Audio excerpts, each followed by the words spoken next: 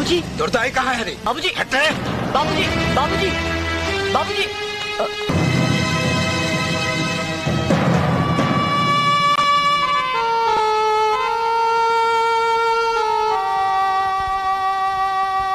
मायावती,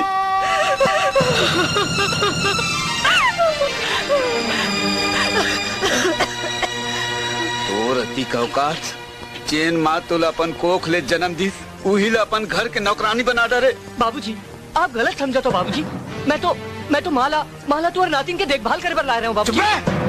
तैमोला सीखो बरे। तोर दाई हा 3 लड़का ला जन्म दे के अकेला पालिस पोसिस, कबू बुलाए अपन दाई ला एक झन टूरी का पैदा कर डारे, गाँव ले अपन दाई ला बुला के नौकरानी बना डारे। अरे लड़का ला पाले पोसे नहीं सकाओ तो पैदा काबर करता पे?